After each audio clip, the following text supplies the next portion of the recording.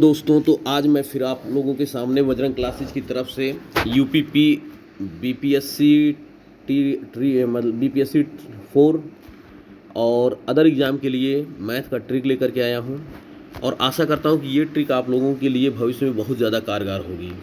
तो आइए देखते हैं ये ट्रिक क्या है, क्योंकि बेटा आप लोग जानते हैं कि कंपटीशन के एग्ज़ाम में आप लोग जब तक ट्रिक से मैथ हल नहीं करेंगे तो आप कभी भी अपने गोल को अचीव नहीं कर पाएंगे। कारण कि आप अगर साधारण तरीके से मैथ को सॉल्व करते हैं तो उस तरीके से समय ज़्यादा लगेगा और आपके क्वेश्चन छूट जाते हैं, जिससे आपका सिलेक्शन नहीं होता। इसलिए आप कोशिश करिए कि ज़्यादातर मैथ आप ट्रिक से ही हल करिए, क्योंकि होता क्या है कि जो लोग सवाल 1 घंटे में मतलब 1 घंटे में लगाते हैं वो सवाल आप आधे घंटे के अंदर लगा देते हैं, जिससे आपका समय बच जाता है, आप रिवाइज भी कर सकते हैं और आपको पछतावा नहीं होता। तो चलिए आते हैं हम लोग अपने ट्रिक पे।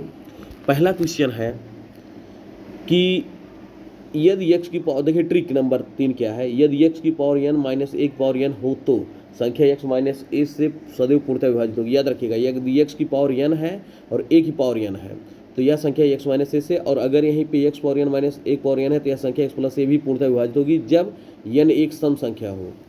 अगर याद रखिएगा यहाँ पर विषम संख्या होगी तो x माइनस a से सदैव पूर्णतः विभाजित होगा, और यहाँ सम संख्या है तो यह हमेशा x प्लस a से पूर्णतः विभाजित होगा।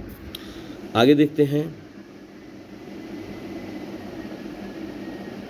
और याद रखिएगा बेटा माइनस में अगर n सम संख्या है तो ये x प्लस a से विभाजित होगा, और प्लस में n एक विषम संख्या है तो ये x प्लस a से विभाजित होगा।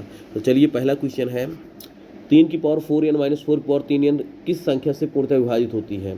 तो 3 पावर 4, 3 की पावर 4 मतलब आपका हो जाएगा 3 का 4 बार गुणा करोगे, 3 की पावर 4 n अलग कर दो बेटा, ध्यान दीजिएगा यहाँ पर 3 की पावर, देखिए 3 की पावर 4 है तो 3 पावर 4 अलग करके n को अलग कर दो, माइनस 4 पावर 3 माइनस मतलब पावर करके n अलग कर दो, 3 का 4 बार गुणा करोगे 81 हो जाएगा, और 4 का 3 बार गुणा करोगे 4 चौक 16 चौका 64। तो आपका आंसर हो जाएगा x माइनस से तो 84। ये वाला ऊपर वाला ट्रिक लगेगा, ये वाला बेटा, ये वाला ट्रिक लगता है कि ये वाली कंडीशन आपके सामने है माइनस वाले में, तो 81 में से 64 आप घटाएंगे क्योंकि x माइनस से पूर्णतः विभाजित होगी, तो 81 माइनस 64 आपका 17, तो दी गई संख्या 17 से विभाजित होगी।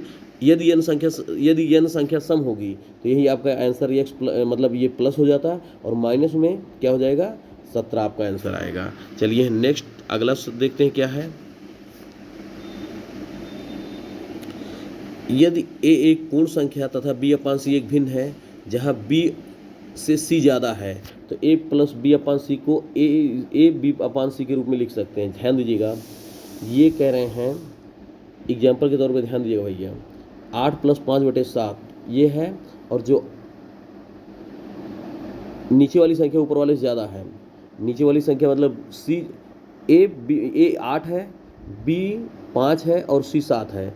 तो अगर आपका अंश कम है और हर ज़्यादा है तो इसको आप मिश्र भिन्न में लिख सकते हैं सदैव 8 सही 5/7, मतलब आपका 7 8 56, 56 5 61/7। आइए अगला सवाल, ये सब तो सिंपल है। 4 ये हो जाएगा 4 प्लस 21/5 का मान ज्ञात कीजिए, तो 4 प्लस 21/5 को आप लिख सकते हैं 4 प्लस 4 से 1/5, 4 से 1/5 मतलब 5 चौक 20 21, तो दोनों में 4 कॉमन है, 4 प्लस 4 का मतलब 4 प्लस 4 और प्लस 1/5 अलग कर दीजिए, 4 4 8 प्लस 1/5, इसको आप लिख सकते हैं 8 से 1/5। ट्रिक नंबर 6 पे आते हैं, इसको क्या है, 12 माइनस 6/7 का मान ज्ञात करना है।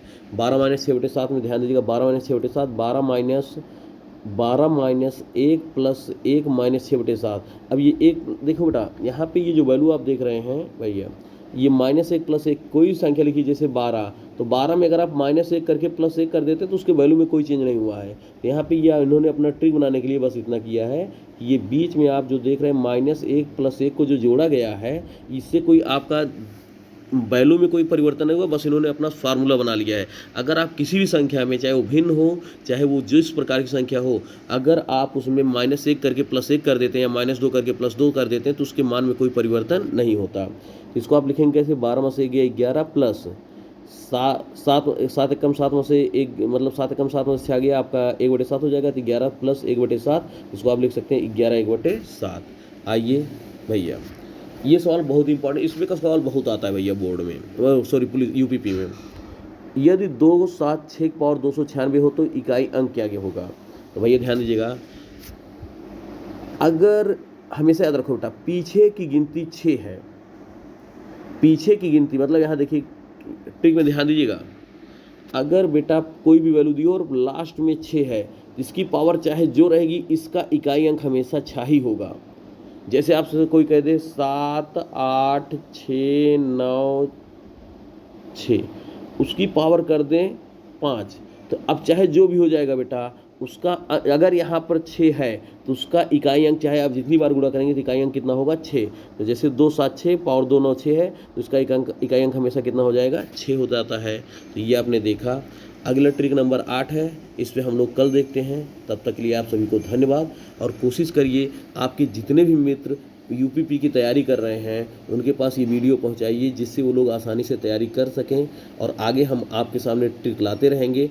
पर डे आपका ट्रिक एक मतलब हर पर डे एक वीडियो तो ज़रूर अपलोड होगा, कोशिश करेंगे कि 2 वीडियो हो जाए। तो चलिए बेटा, मिलते हैं हम लोग नेक्स्ट क्लास में। तब तक के लिए आप सभी लोगों को हार्दिक शुभकामनाएं।